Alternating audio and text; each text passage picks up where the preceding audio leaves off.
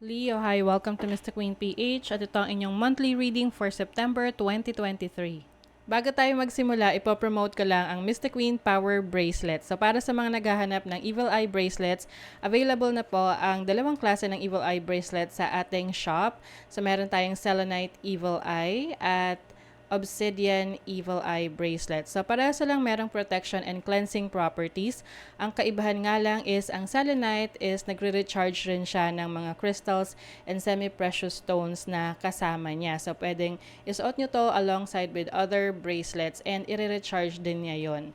Ayan. And marami rin tayong iba pang mga bracelets dito for protection and also for healing, attraction ng money, love, and prosperity. Ayan. So, lahat po yan nasa aking online shop sa Lazada and Shopee. And meron na rin sa TikTok. So, pakicheck nyo na lang po. Lahat ng link ay nasa description. Happy shopping! Grabe, no? Ang bilis ng panahon. September na. And ngayong September, meron tayong napakaraming planets na in retrograde. Mercury, Venus, Jupiter, Saturn, Uranus, Neptune, Pluto, at ang asteroid na Chiron. So, sabay-sabay silang magre-retrograde. Kaya, ingat sa lahat. Okay? So, just a reminder, no, na you have the power to create your own reality. So, gamitin nyo lamang ang reading na to bilang gabay. And this is a general reading. So, of course, hindi to magre-resonate para sa lahat. Just take whatever resonates. So, let's see, Leo. What's up? Patapos na ang Leo season. So, we're entering... September is Virgo season.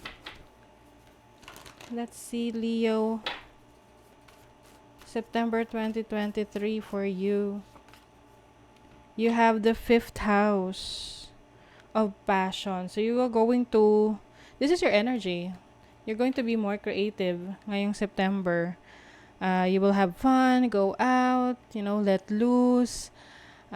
You may be going on a date, no? Yung sa mga single dyan. Merong opportunity for you to meet someone. And then you will have fun. You will go on a date. Yes, with Mars.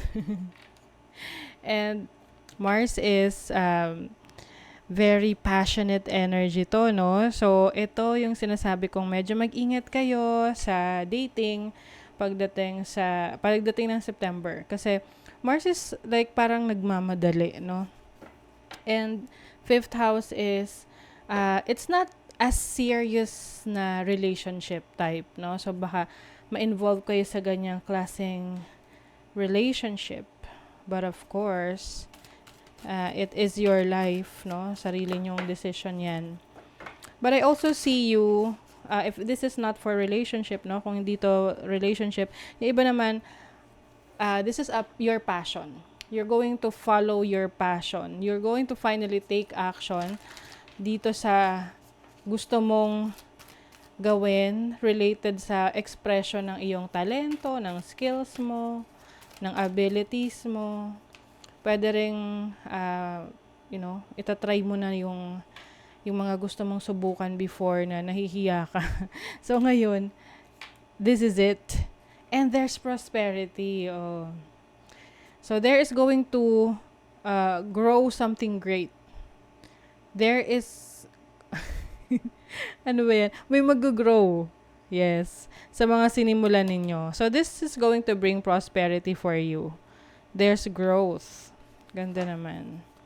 Some of you, meron kang mga libangan, no? Na gagawin mong negosyo. Halimbawa, libangan mong mag-alaga ng mga halaman. Gagawin mong negosyo yon. And then you also have justice. This is bringing balance into your life.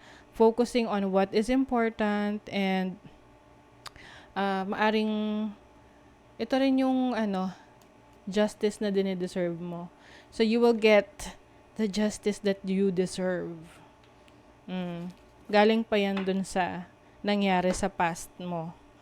So ngayong September, I think things are going to happen in a karmic way na Kasi Mars is motion and action, and karma is action. So, whatever you put out there, pag ginagawa mo, yun din yung babalik sa'yo. So, yes, be very careful sa mga gagawin nyo, what you are going to put out there, because definitely it will easily come back sa'yo. So, syempre, mas maganda na mabubuti yung gawin natin para mabuti rin yung babalik, 'di ba? So, your energy is the Strength card, definitely. You have all the courage that you need for September. It's like, bring it on. Ganong energy eh. Yes, palaban ang energy ninyo, Leo. And I think you have the control and the power over your emotions. Hindi kayo basta-basta magpapaapekto sa nararamdaman nyo. You will gain control and discipline sa sarili ninyo. And then your challenge ngayong September is, confused.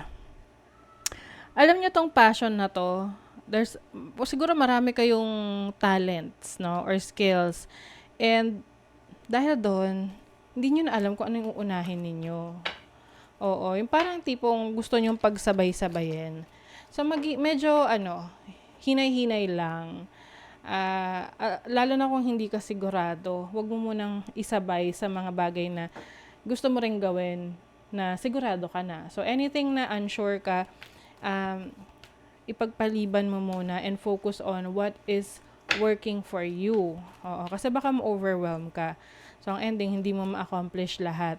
So, for your opportunity is, so there's definitely growth, expansion. If you have a business, your business is growing. Yung business mo mas lumalawak, mas dumadami na yung products, yung services, mas dumadami yung clients mo. Pwedeng you are going international. And some of you, there's also an opportunity to work abroad or to travel to different places this September. And your blessing is the 9 of Wands. The blessing is, kahit na nakakapagod yung mga gagawin nyo, marami kayong gagawin ngayong September, you will remain standing. Kayang-kaya mo. Oo. Kaya mo siyang i-handle. Yun nga lang, just sabi nga do not, do not eat more than what you can chew. Parang ganon. Tama ba yung sinabi ko? But, kumbaga kung ano lang yung kaya nyo na i-process, ayusin, gawin, i-manage, no? Kung ano lang kaya nyo, yun lang. Para hindi kayo mag-aligaga. Kasi, baka dun magkaroon ng stress, 'di ba? So, iwas sa mga ganyan. Let's see what else you have.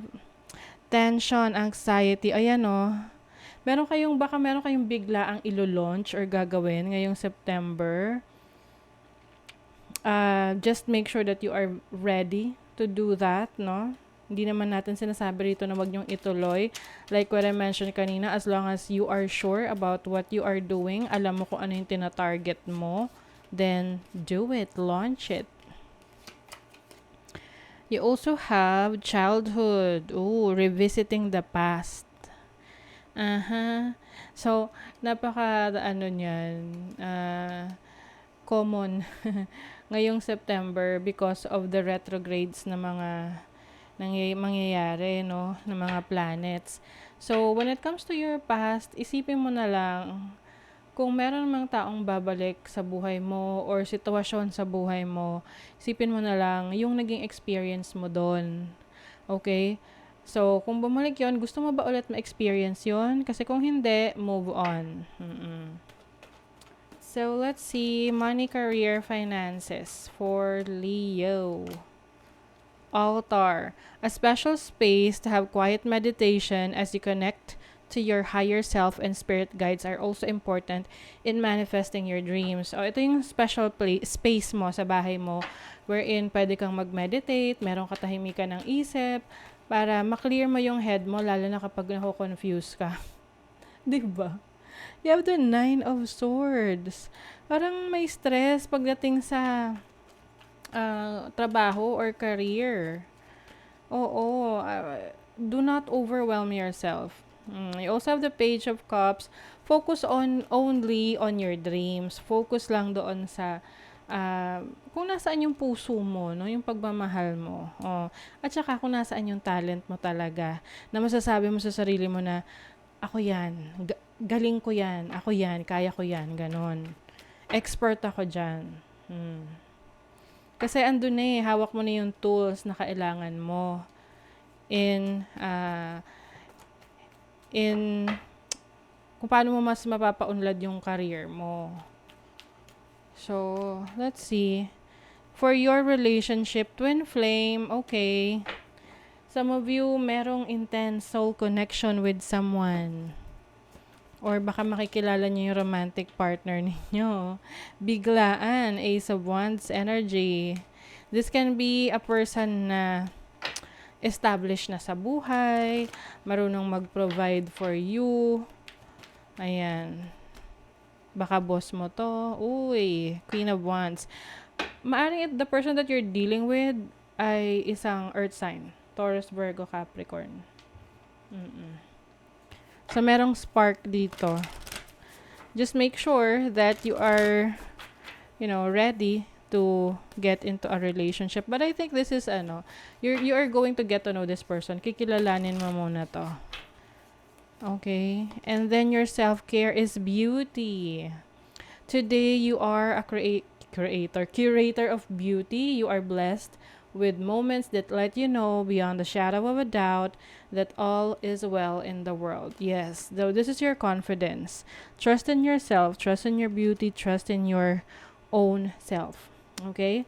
So, that is your reading, Leo. Kung nagustuhan nyo ito, naka-resonate kayo, mag-comment kayo dyan, like, share, subscribe, para lagi kayong updated sa ating mga readings. Thank you so much, Leo. See you again.